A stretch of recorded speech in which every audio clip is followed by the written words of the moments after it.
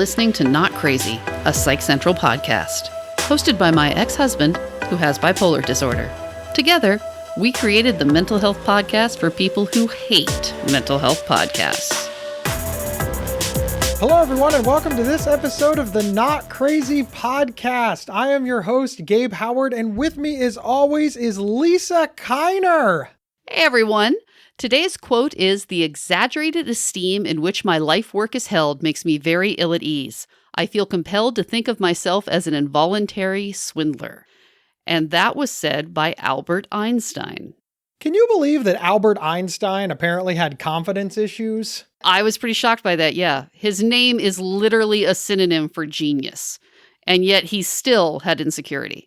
We're all doomed. If this dude is insecure, we're all doomed. We're doomed. There's no way. Lisa, what we want to talk about is imposter syndrome. And what that quote kind of says to me is a little bit of maybe insecurity or maybe even humility. Do you think that Albert Einstein suffered from imposter syndrome, or is he just like shocked at his success? Or is it one and the same? I don't know that you can diagnose neuroses or psychological problems to people you don't know, especially people that are long dead. But no, based on the quote and the quote alone, definite imposter syndrome. Really? Definitely. Really? Because he said the part about he feels like he's swindling people. He's conning people. Perhaps we should establish exactly what imposter syndrome is and how it differs from humility or even lack of confidence or... Well, we have a definition from the APA. Imposter syndrome or imposter phenomenon is a pervasive feeling of self-doubt, insecurity, or fraudulence, despite often overwhelming evidence to the contrary. So basically, you're good, but you don't think you are. I have imposter syndrome. So do I. Wow, like big time.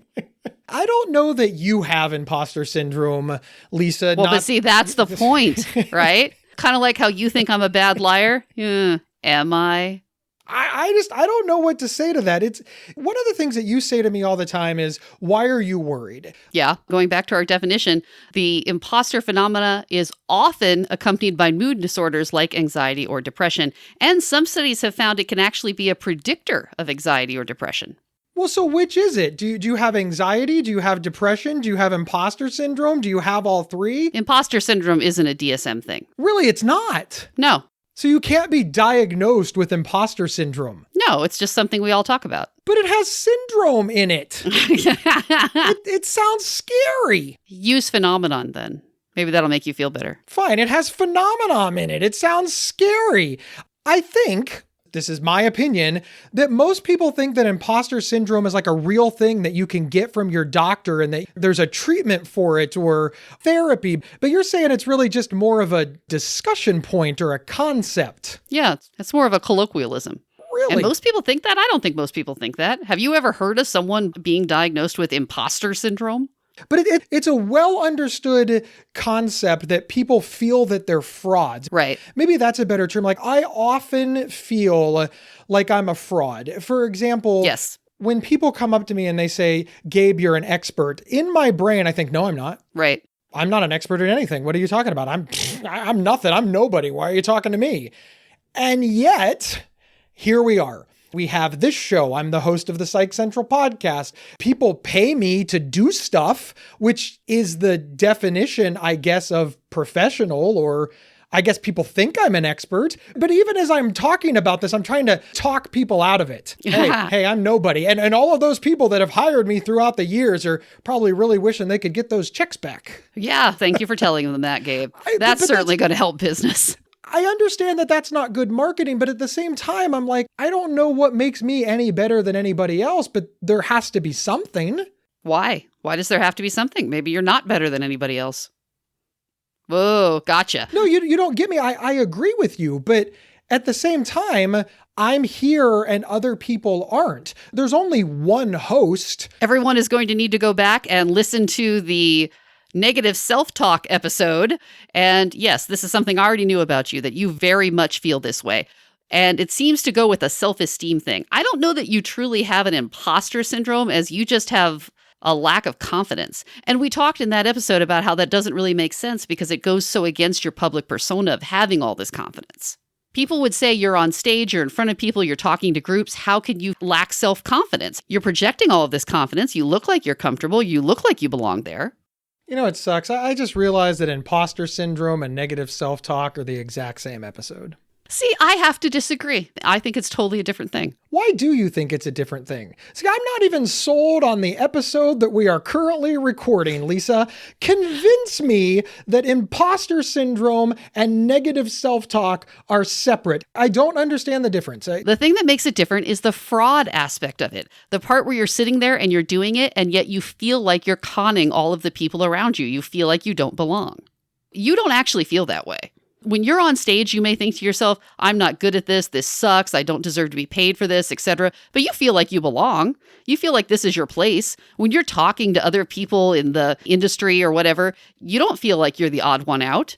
You feel like you can go toe-to-toe with these people and talk intelligently. That's true. I feel that I'm very qualified because I've worked exceptionally hard. I think there's somebody better. Well, there's always somebody better. You don't need to think that. I'm sure there's somebody better. I do not feel that I'm a fraud. People get excellent value for their money. I mean, I can see it in the audience. I hear people laughing. I hear people responding. I can read my own emails. Even when we talk about like podcasts, et cetera, I know that people are getting good value for their listening time because, well, they could just turn us off and the podcast is free. We don't charge for it. So I really identified with this. The more I read about it, I thought, oh my, I have this. Let's talk about that. Why do you think that you have this? It's confusing, right? No, it's not confusing at all. No, it's confusing to me because like you're my rock. You're the one that gives me confidence. So how can you lack confidence? Maybe because I'm really good at giving you confidence and yet you suck at giving me confidence. Have we looked into that? Maybe the real problem is that I'm very encouraging and supportive and you're not. Potentially. Okay. Maybe the real problem is that Lisa Kiner is the Gabe Howard sidekick. So therefore, Gabe Howard cannot be the Lisa Kiner sidekick. I mean, Robin backs up Batman. Batman doesn't back up Robin. It's not Robin and Batman. He does in Young Justice. I don't even know what you're talking about. I just got DC Universe. You should really get it. It's awesome. Although, again, Marvel's so much better than DC. Not the point. The point is, I really very much identified with this. And it was interesting to me that they're also talking about, this was first described by psychologists in the 1970s, specifically surrounding women, saying that their female clients seemed unable to internalize and accept their achievements. Instead, in spite of consistent objective data to the contrary, they attribute their success to serendipity, luck, contacts, timing, perseverance, charm, or even the ability to act more capable than they felt themselves to be.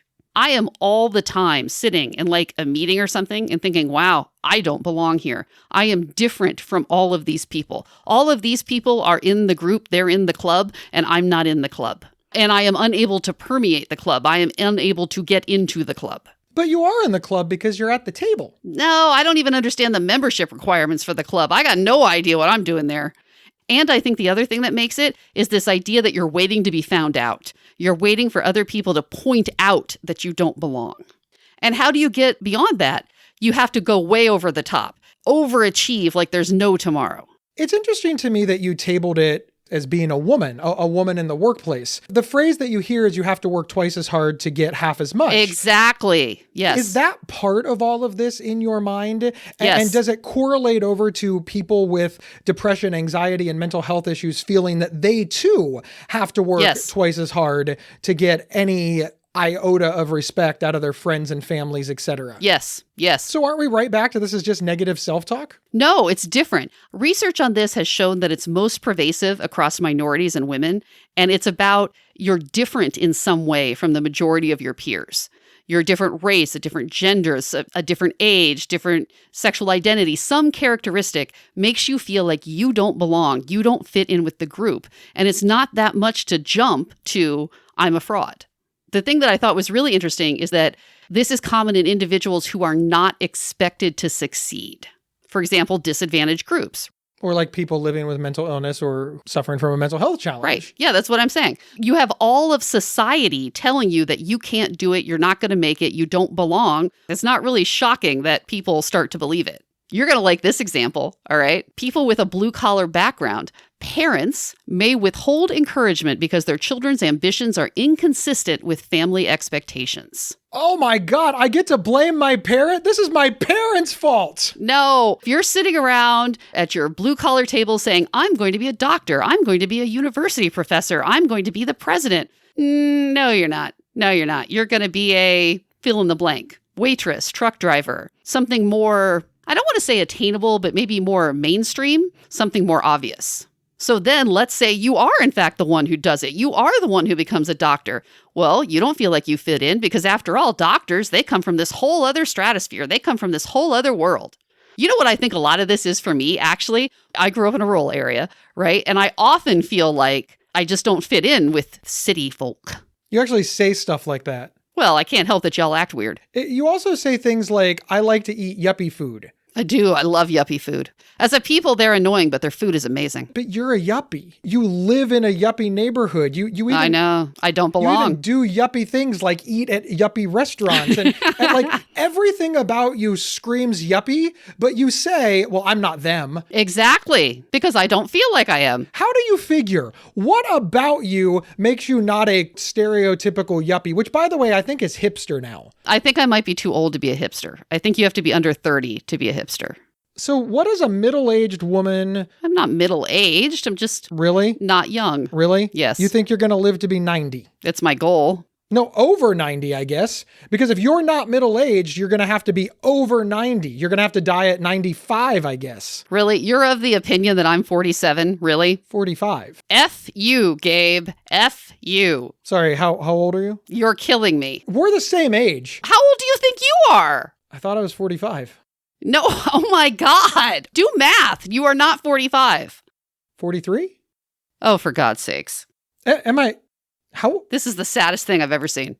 See, I can't even get my age right, and you want me to have reasonable expectations of those around me? I understand what you're saying, because I, too, am much more comfortable in, like, jeans and a t-shirt with loud music than I am wearing a suit. There's no reason I can't wear a suit. I can afford a suit. I live in a neighborhood where people wear suits. My wife, she wears nice clothes. I understand what you're saying about how things are incongruent. I grew up in this culture, so therefore I need to stay in this culture. Right. Well, it's not that you need to stay. It's that that's where you belong and that's where you feel comfortable. But there's a difference between feeling comfortable around something and feeling like you don't belong somewhere.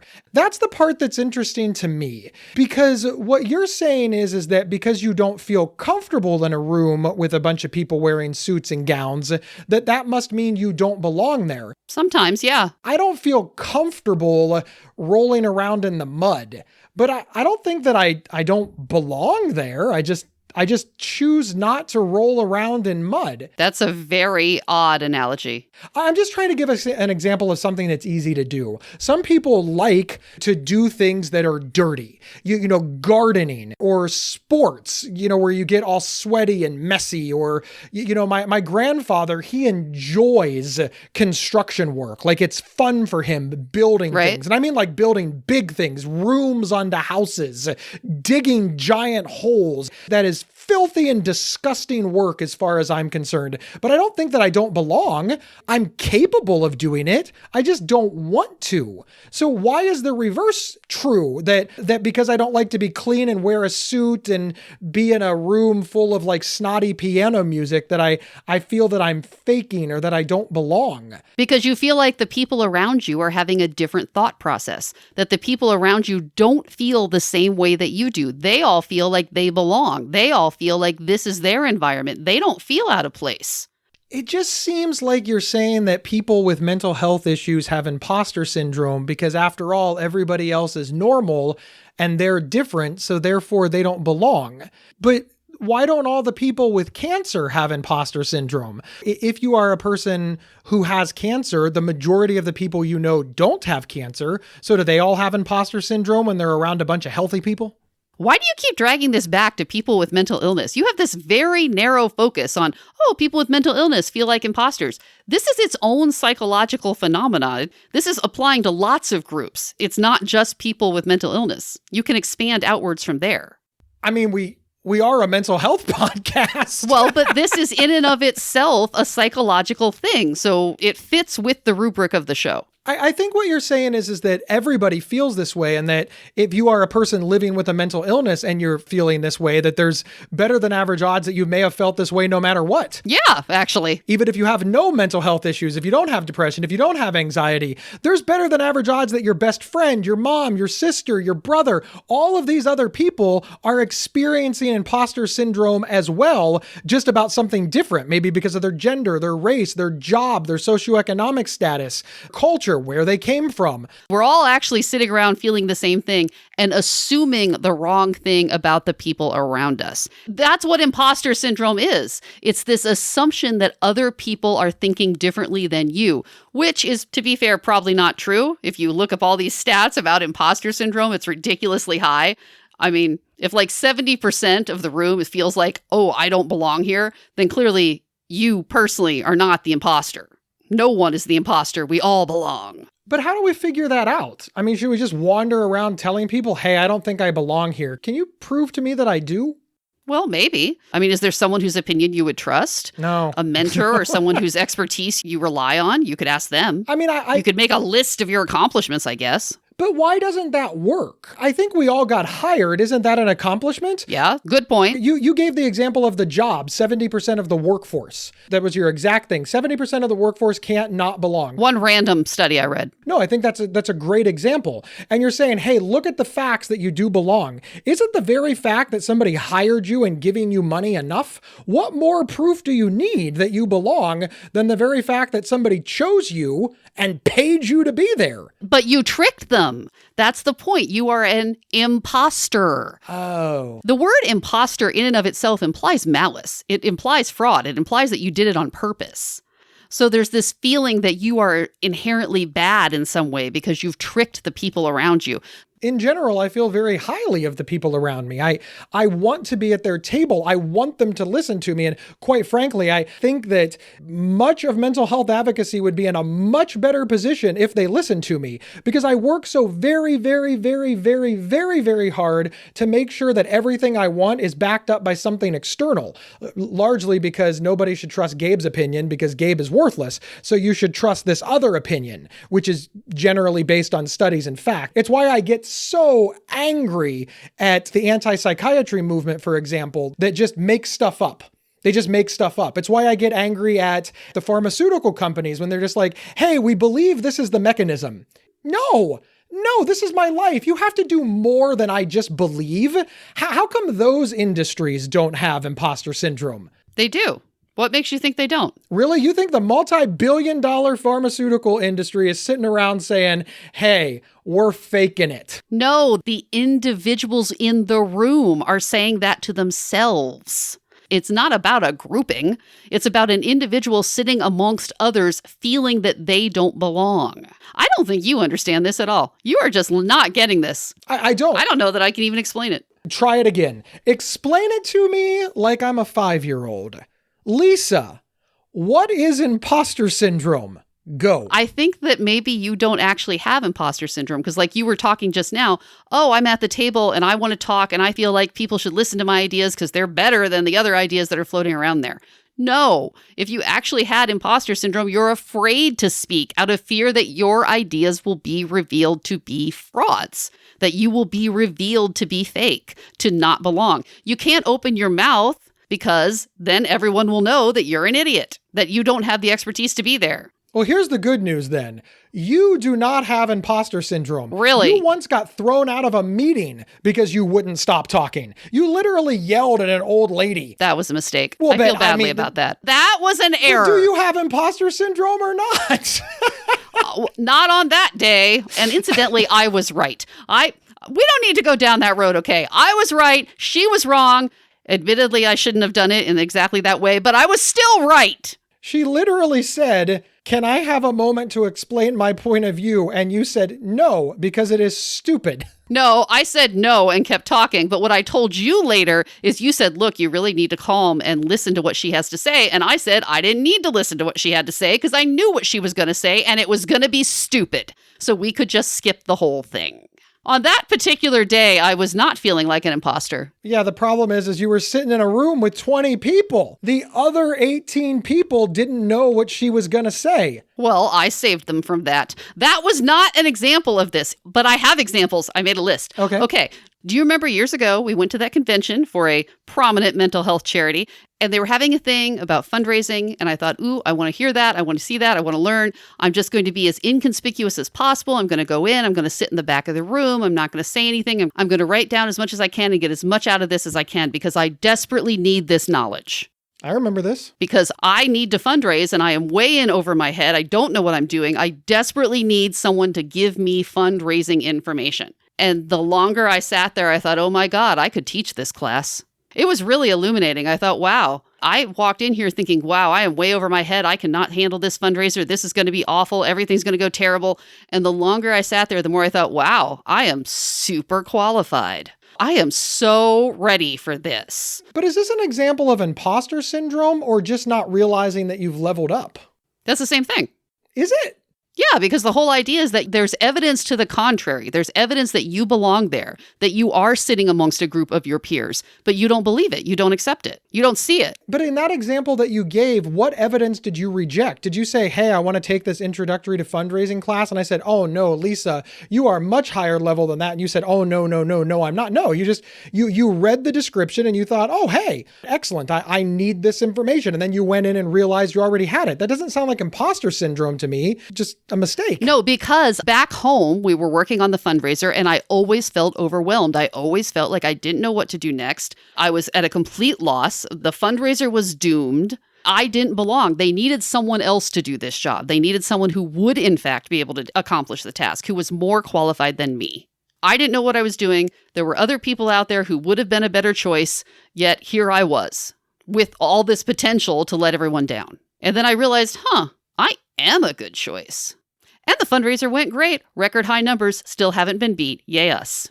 But isn't this an example of where I'm great? I mean, I was in charge of the fundraiser. You just followed me and did what I said. Your knowledge all came from me. So aren't you still the imposter? Would you be able to do that without me? Not then. I would be able to now, yeah. You don't think I could run a fundraiser now without you? Really? Really?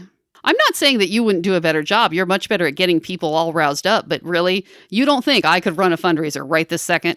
I mean... Wow. Thanks, Gabe. Thanks.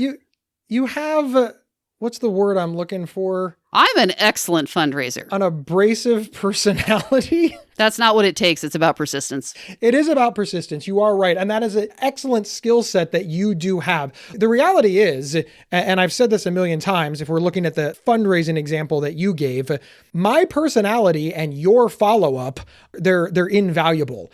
Your follow-up without my personality, there's not much to follow up on. My personality without your follow-up, I'm leaving money on the table. Yeah. I always say to people when people are like, hey, what's Lisa do? I'm like, all those promises that I make to everybody as I'm walking through the conference, as I'm on stage, Lisa fulfills all of those promises. 100% of them. Yeah. Because I forget. That's why I have a notebook. But it's understandable. How on earth can I stand in a room full of 1,000 people, promise 50 of them I'm going to do something, take 0 notes, walk off that stage, and then do it all? It's literally impossible. I know. It's almost like you should be taking notes of some kind.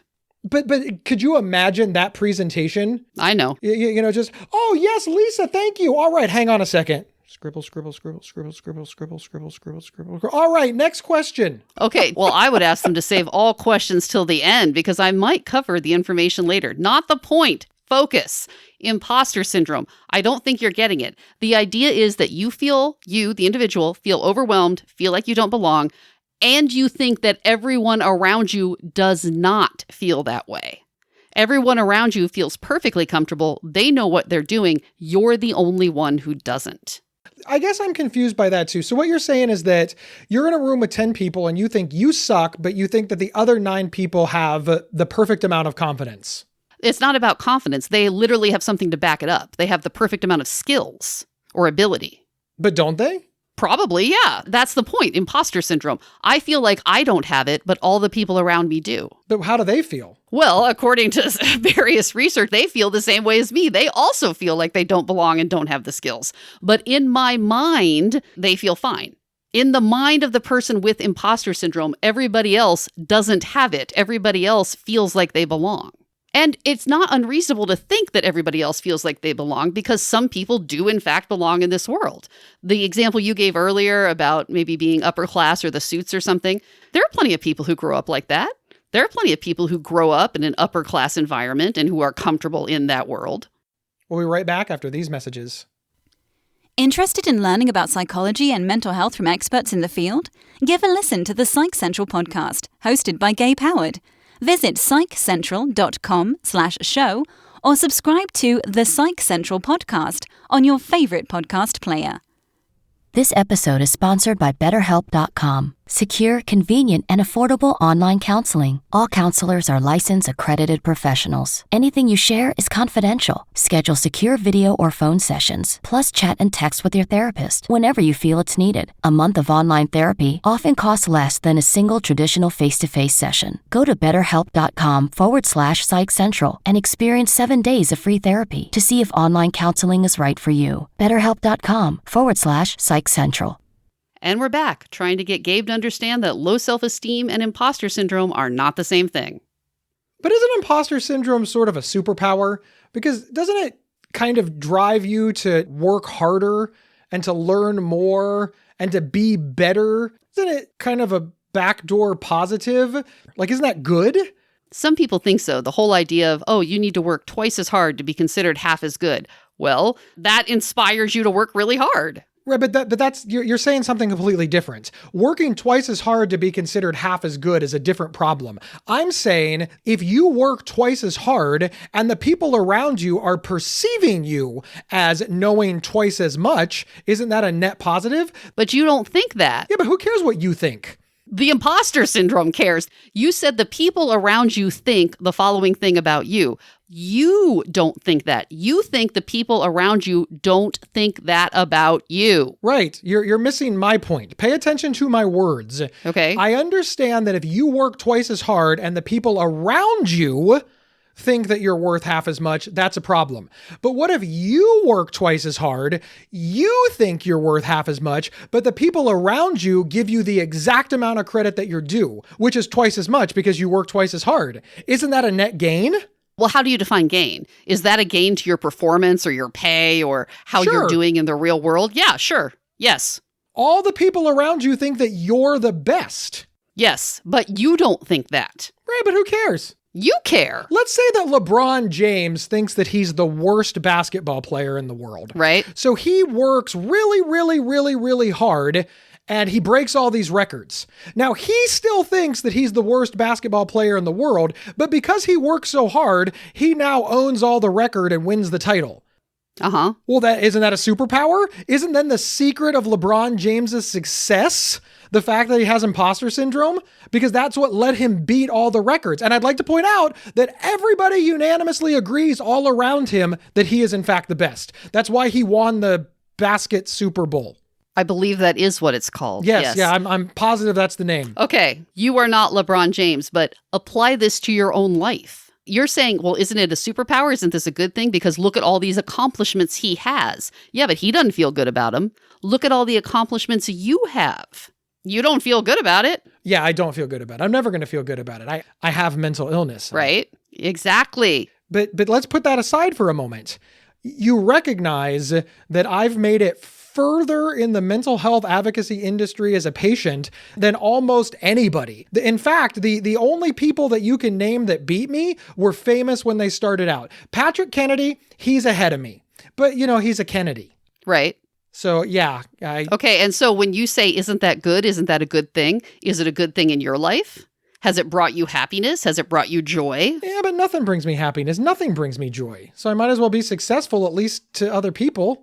Well, I'm just saying, why are you all like, oh, well, doesn't this work out great for LeBron James? I don't know. I don't know LeBron James, but it hadn't worked out great for you. But hasn't it? I mean, I do in fact have resources that give me access to medical care and housing. And would you be my friend if I had zero money, zero accomplishment, zero jobs, and I was homeless? I'm being serious. You say that, well, Gabe, it hasn't worked out for you, but the very reason that we're friends is because I can pay my own way. I'm pretty sure that if I didn't shower for 6 months and I lived under a bridge, we'd stop hanging out. So my success has worked out for me in some ways, and that it has kept you as my friend. One, you're really making me sound horrible here. Really? That's the example, the road you went down, but ignoring that. Nobody else is on the show. I mean, who else am I going to ask? It depends on how you define success. Does LeBron James define success as beating all the records, or does he define success as being happy with himself? How do you define success? Well, we have a real problem in society on how to define success. Right. For example, if you're homeless and happy, we don't consider you successful. Right. But if you work 80 hours a week for minimum wage and you live in an apartment with 27 roommates and the corporation that you work for is okay with you breaking every bone in your body and not providing you health insurance, we think that you are successful because after all, you're working. Okay, no. We think you're beating the guy who's homeless. Well, yes, I suppose we could set up a hierarchy of success, but in general, we do not feel that that person is successful. Well, we're not giving health insurance to either one of them. You are totally not getting this. I'm not. I don't understand it. I don't know how to explain this. It just seems like a fancy word for low self-esteem. It is. That's certainly part of it, but it's more complicated. There's more to it. It's not just having a low opinion of yourself. It's having a false belief in what other people are thinking about anything, but specifically about you. Isn't that what low self-esteem is? The reason my self-esteem is so low is because everybody hates me. Now, I haven't polled everybody. I have no proof that everybody hates me. It's kind of nonsense to think that anybody gives a shit about me at all, let alone it just devolve into hate. But I believe it. I believe it. People ask me, like, Gabe, why do you think that people listen to your show? And I was like, so they can hate me? Okay. But really? Like, what nonsense? Do you ever go someplace and feel like you don't belong ever? Yeah, constantly. Like where? Any place I have to wear a suit. You're sitting at the metaphorical table with everyone. You have ideas. You want to share them. You are frustrated that other people aren't listening because you think your ideas are good and will be well received. I do feel that I belong at those tables, but for example, I went to a restaurant with my wife for our anniversary. It was one of those fancy restaurants where when you get up, they fold your napkin. Right. I didn't feel like I belonged there at all. And in fact, I was so paranoid that the waiter was going to judge me. Keep in mind, I could afford to eat there. I was wearing my tailored suit. I valeted my Lexus. I was there with my wife on our 8th anniversary, and I was afraid that the waiter would look down on me because I couldn't pronounce the name of one of the foods. Right. The waiter was a good guy. As soon as I pointed at it and I said, "Sir, I can't pronounce this," he said, "Oh, I couldn't pronounce it until I worked here either." And we had a great time. But why did I feel so shitty? Well, that is imposter syndrome. Apply that outwards. But it's low self-esteem. You don't have to have it 100% of the time. It's situational. I have situational imposter syndrome? Everybody has situational imposter syndrome. There has to be somewhere where you feel like you belong and fit in. Even it's the gutter. If everybody has imposter syndrome, doesn't that mean that nobody has imposter syndrome? No, because we're describing a psychological phenomena. Not everybody has imposter syndrome. The point is that a lot of people do. And again, the majority of the world are not, in fact, perpetuating a fraud. 70% of the American workplace is not tricking the people around them. Otherwise, every business would collapse. Therefore, many of us are having a cognitive distortion. Therefore, you are, in fact, just as good as your boss is telling you, and you do belong. What is it if you know that you're a fraud, you're not qualified for the job, but you were elected for it? What's it called then? You honestly don't seem to get this at all. I don't, not at all. Is there something I'm not saying, something I could be saying that would help? I just think it's exactly the same as low self-esteem. It's not the same as low self-esteem. Okay, how about this? Do you think I have low self-esteem? Ooh. Right. And the answer, incidentally, is no, I do not. I think very well of myself. Yeah, you think way too highly of yourself. But then how do you have imposter syndrome? Exactly. Because you honestly believe that you are better than everybody in the room. But how are we defining better, right? I do not have a problem with looking at people in power and or so-called authorities and thinking, yeah, you're wrong. That is true. But what qualifies you to declare that they're wrong? Well, look at it this way. You don't have that problem when it comes to mental illness. Right. That's my area of expertise. Okay, but most of America, because obviously when there's some sort of blatant societal problem, clearly most people are okay with it or it wouldn't exist. Clearly, most Americans are okay with homelessness existing or else it wouldn't exist. That's fair. Well, yeah, because otherwise we'd do something about it and fix it. If people really were bothered by it, it wouldn't be there. So are you okay with looking at, I don't know, the governor or senator or something and saying, hey, you're wrong. You are wrong about this issue. Your morals on this are poor. You are wrong. You don't have this problem when it's anything related to mental health or mental illness. You think the way that society treats people with mental illness is terrible, and it is. But I'm an expert in this. I have a lot of information. This is a decade of my life. But that means you're going against the, quote, authorities. It's right. No. I don't have a problem with you going against authority. I have a problem with you going against an expert. You're not an expert. They are. That's what I have the problem with. You think it's about authority. It's not about authority. Okay, so let's talk about homelessness as a good example. Should I listen to, I don't know, the Speaker of the Ohio House, or should I listen to you? Did the Speaker of the Ohio House ever say that homelessness was not a problem? He didn't do anything about it. That's not what I asked. If the Speaker of the Ohio House releases a statement that says, in my expert opinion as a politician, homelessness is not a problem, then you should listen to me because he's a politician.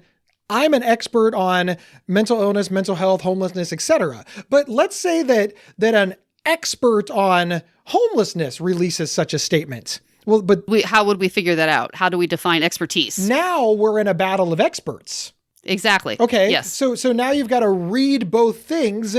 What does this have to do with imposter syndrome, Lisa? That's my point. You're hijacking the show. Again, you said that imposter syndrome is the same as low self-esteem. You do not think that I have low self-esteem, because I don't. You definitely have low self-esteem, 100% for sure. And you know this about yourself. Fascinating. Right. Fascinating. I know. Fascinating. But this imposter syndrome thing really resonates with me. When you say that's not true, you walk into a room and you think you're better than everyone. How are we defining better? Do I walk into a room and think, well, depending on the room, and think, I'm smarter than y'all. Y'all are a bunch of morons. Do I think, you all have poor morals? I'm more moral than you people. I have better political beliefs. But we're talking about something specific and usually something fact-based. Do I walk into the room and think, I'm a better fundraiser than all of you? No, I don't. I may be smarter than all of you. I may have better morals.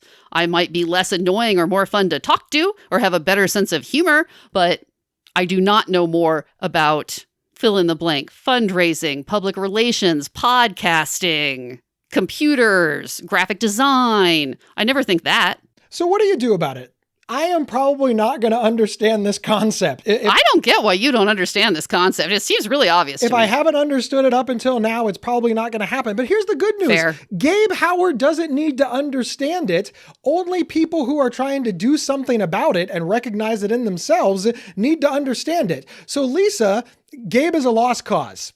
I don't get it. I have no idea. Oh, I have other examples. No. Don't try to convince me anymore. Here's what I need you to do. You have already convinced the listeners who are still listening that this is the thing. They're the most important group. Help them move forward. Well, if you want to get over your own imposter syndrome, there's 1,000 articles online that will help you on this. But they all are basically saying the same thing. Try to make a realistic evaluation of your strengths and weaknesses and talk to other people, specifically your mentors, people with more experience, people you trust. That's it? That's all you got to do? Well, what else? Okay, what do you want to do? I don't know. This is real. This is serious, and it can be solved by having a heart-to-heart with your boss. The other thing that was really interesting is to think about your own upbringing and see how maybe this influenced your feelings. I thought that was fascinating. That seems very, very, very, very, very close to blame your mom and dad. No, it's not about that. It's about where does this come from? This is probably like a deep-seated childhood thing, right? Like, where did you come up with these ideas? How did you come to feel like you don't belong? And I've got another example. Do you remember a little while ago, we attended that conference with other podcasters? I do, yes. All right. And I hung back, didn't really want to get into it. Felt like, I didn't really have anything to contribute to the conversation. There wasn't really anything that I could add. We should just listen. Do you remember that? I do. And you said, what is wrong with you? We have one of the top podcasts. We do. We're in the at a high percentage point here. What, like 10? But thanks. Okay. We are not Joe Rogan. Okay. The vast majority of podcasts do not last, and the vast majority of podcasts lose money. That's true. Right? We have lasted and are solvent. Good one. Yeah. We're doing okay. So that actually makes us at the top tier of podcasts. But I didn't feel like we were. And I said, we're not at the top tier of podcasts. What are you talking about? And you said, what would it take? What would it take for you to think that we were there? Do we have to be Joe Rogan? Is that the only thing that you will accept to feel like you're at a high level here? Is that the only thing that will do it for you? What more is there? What higher level do you wish to achieve that will show you that you belong amongst these people? Remember that? But isn't that the self-esteem problem or in... Once again, as we were sitting in that room, did you think to yourself, oh, Lisa, did you feel at that point that I had low self-esteem? Really, what I thought more than anything is that you were devaluing our work. Yes, devaluing your work, yes. Like, remember when Kendall's mom thanked me for everything after her dad died? I do. Right? And I said, oh, I'm a little uncomfortable with her thanking me. I didn't do that much. And you said, look, you did this, you did this, you did this, you did this. What more would you have done to be a good friend? And I thought, well, but that wasn't that big of a deal. That was bleh. That didn't count. That wasn't anything. See, I really saw that as an example of how little everybody else did. I know that sounds kind of funny, but I really saw that in an example sort of the reverse. I mean... Well, they don't know what to do, so they do nothing, yeah. Exactly. And it's not a direct slam at anybody who did nothing. This very much, unfortunately, is our culture. We send flowers and we avoid the topic until we feel enough time has passed that we can pretend that it didn't exist. Right. And you did not do that. So I didn't see that as an example of imposter syndrome. I saw that as an example of... Lisa, you have so much confidence and security, and you are such a good person that you did something, and you forget that the average person lacks confidence, lacks security, and does nothing in the face of a crisis. So you forget that the average person lacks this knowledge, lacks this skill, lacks the abilities that you have in whatever field you are in. All right, I can see that. No, you can't. Oh, you were just saying that. I'm trying. I'm really trying. I think the podcaster example is an excellent one. I kept saying, we don't belong here. These people aren't like us. They're at this other blah, blah, blah. And you kept saying, what are you talking about? We belong here. We are amongst our peers here. And I kept saying, no, we're not. These people are all better than us. Remember that? I do. Okay. Does that help you get it?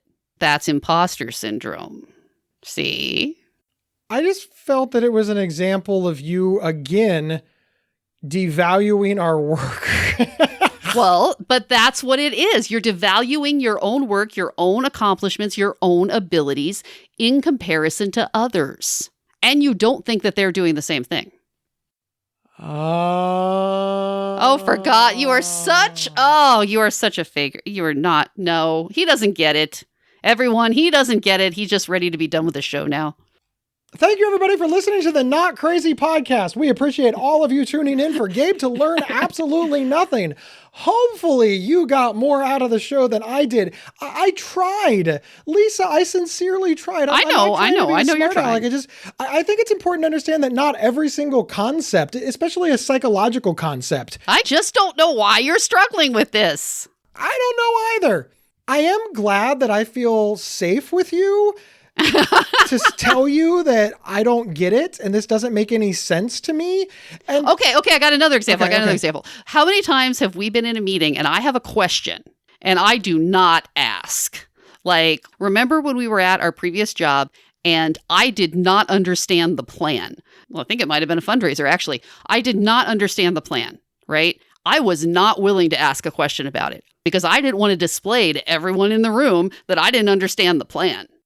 In fairness, certain places that we worked did not treat people who asked follow-up questions in the kindest manner.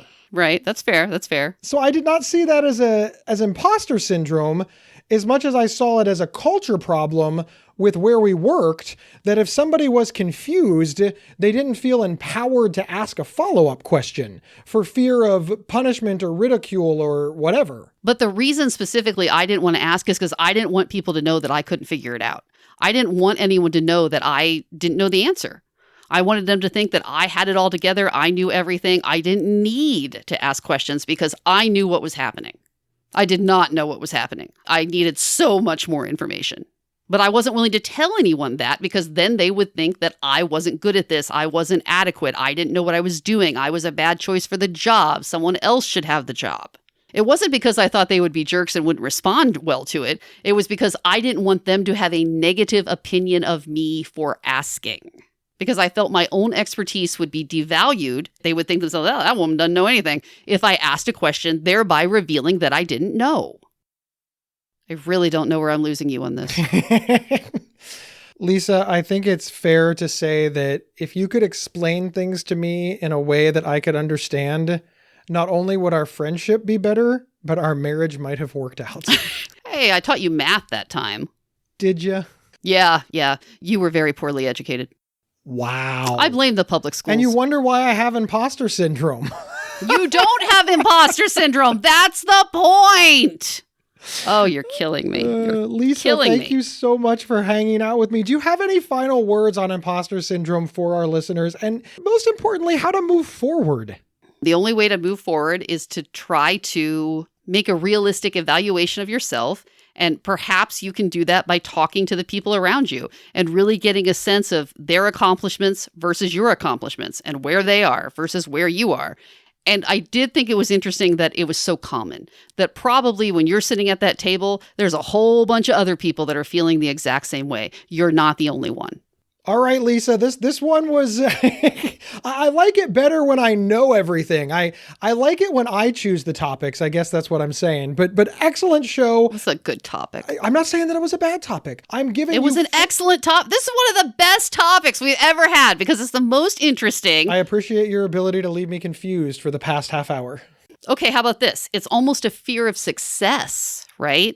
Because if you become successful, then people will have higher expectations of you in the future.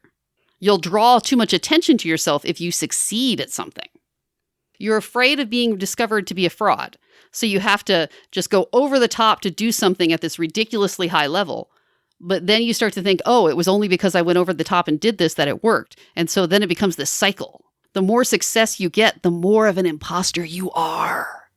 Whoa. Mind blown. Your mind does not appear to be blown. Why is your mind not blown? Right now, I'm just confused. Oh, God. I try so hard. You're not wrong, though. A significant number of people.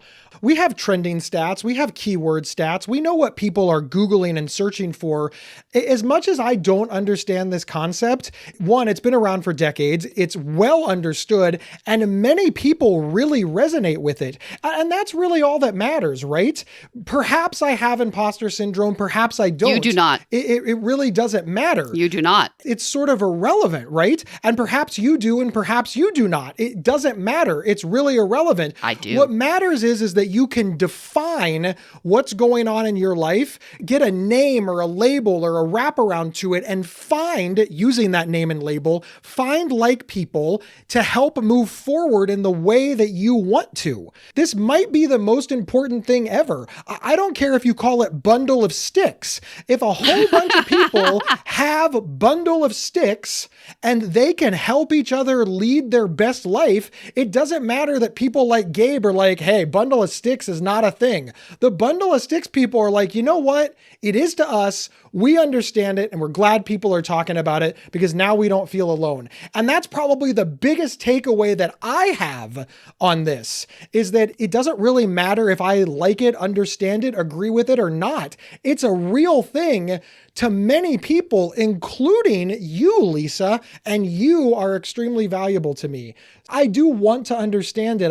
I did everything I could. You did. You tried. But this has really, really resonated with you. Yeah, it really has. And I think that has an extreme amount of power. Thank you, Gabe. Thank you, everybody, for listening to the Not Crazy podcast. My name is Gabe Howard, and I wrote the book, Mental Illness is an Asshole and Other Observations. You can get it signed over at gabehoward.com, and we will throw in stickers with the show logo on it. If you play your cards right, Lisa might even sign something for you, but I cannot guarantee that because it's Lisa's signature, and I don't speak for her. I would be happy to sign your stickers. In part because I'll be the one mailing the stickers. You sign the books and then you just hand them off to me. I do all the packaging and mailing. Do you even know where the post office is or how many of those little things you can fit in the box? I mean, I know where the post office is. It's next to Little Caesars.